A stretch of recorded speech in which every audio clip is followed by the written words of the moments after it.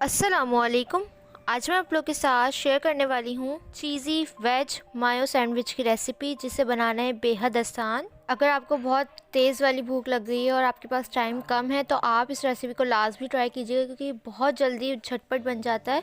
तो आइए बिना टाइम वेस्ट किए इसको बनाना स्टार्ट करते हैं और देख लेते हैं कि इसको बनाने के लिए हमें किन किन चीज़ों की ज़रूरत है। वीडियो एंड तक देखिएगा और स्टेप बाय स्टेप फॉलो कीजिएगा। सबसे पहले आपने एक बाउल लेना है, उसके अंदर आपने चॉप की हुई प्याज शामिल कर देनी है, शिमला मिर्च ऐड कर देंगे चॉप की हुई, गाजर बारीक चॉप की हुई ऐड कर देंगे। क्वांटिटी आप अपने हिसाब से कम ज़्यादा कर सकते हैं।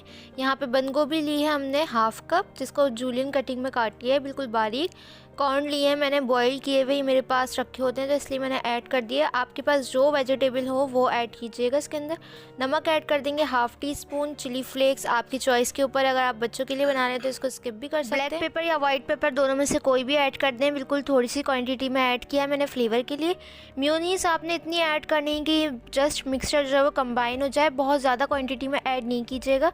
आप चाहें तो ये बच्चों को लंच बॉक्स में बना के दे सकते हैं। इसके अंदर बॉइल्ड चिकन भी ऐड कर सकते हैं, कुछ भी आपकी मर्ज़ी है जो आप ऐड करना चाहें। सब्जियां जो आपको पसंद है आप वो ऐड करें, जो नहीं पसंद वो स्किप कर सकते हैं।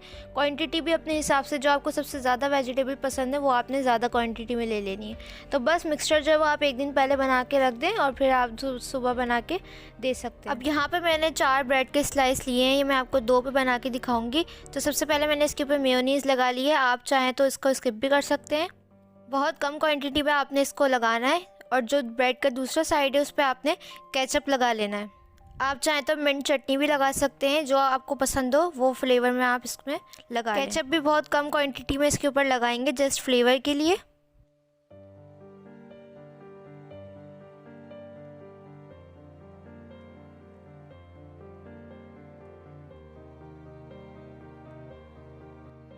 अब इसके ऊपर जो हमने मिक्सचर तैयार किया था वेजिटेबल का, वो आपने इसके ऊपर स्प्रेड कर देना है। जितना आपको पसंद हो उतना ज़्यादा क्वांटिटी में आप इसके ऊपर ऐड कर दें। तो यहाँ पे मैंने अपनी मर्ज़ी से लगा दिया है, इसी तरह से हम दूसरे स्लाइस पे भी लगा देंगे।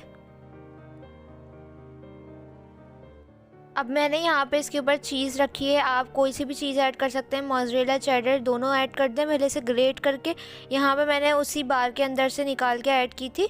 तो आप चाहें तो चीज़ का स्लाइस भी रख सकते हैं, या चेडर या मोज़रेला दोनों में से कोई भी ऐड कर सकते हैं। तो मैंने यहाँ पे मोज़रेला ऐड की थी, तो दोनों स्लाइस पे हम रख देंगे। आप चाहें तो चीज़ जो है वो स्किप भी कर सकते हैं। अब दूसरा स्लाइस उठा के इसके ऊपर रख देंगे और यहाँ पे हमारा सैंडविच जो है वो तैयार हो गया है। बस अब हम इसको ग्रिल करेंगे। ग्रिल करने से पहले आपने इसके ऊपर बटर ऐड कर देना है, ऊपर से बटर लगा के आपने फिर इसको सेकना है। आप चाहें तो घी या ऑयल जो भी आप लगाना चाहें वो लगा सकते हैं इसके ऊपर। तो यहाँ पे मैंने सिर्फ एक तरफ ही लगाया था। अब जिस साइड पे आपने बटर लगाया है उस साइड से आपने इसको ग्रिल कर लेना है, और जिस पे नहीं लगाया है वो साइड आपने ऊपर रखनी है। और फ्लेम जो है वो आपने मीडियम टू लो पे रखना है, बहुत ज़्यादा हाई मत कीजिएगा। अब जिस साइड पे हमने बटर नहीं लगाया था उस साइड पे भी हम बटर लगा लेंगे। जब एक तरफ से गोल्डन ब्राउन कलर आ जाएगा तो हम इसको पलट देंगे, इसकी साइड्स चेंज कर देंगे और दोनों तरफ से हम गोल्डन ब्राउन कलर आने तक इसको सेक लेंगे। अगर चीज़ मेल्ट नहीं होती तो आप इसको कवर करके 2 मिनट के लिए बिल्कुल लो फ्लेम पे छोड़ दें, ताकि चीज़ भी अच्छे से मेल्ट हो जाए। तो इसी तरह से मैंने दूसरा वाला भी सेक लिया था। देखें आप कलर कितना अच्छा आया है और ये बहुत क्रिस्पी सा बन के तैयार हुआ है। मैं भी आपको उसका साउंड भी सुनाऊंगी। तो यहाँ पे हमने दोनों सैंडविच जो है वो तैयार कर लिए हैं, बहुत ही ज़्यादा क्रिस्पी से बन के तैयार हुए हैं। इसका साउंड भी आपको सुनाती हूँ मैं। तो यहाँ पे जो है बन के तैयार हो गए। अब हम इसको कटिंग कर लेंगे, अपने हिसाब से आप लोग कर सकते हैं।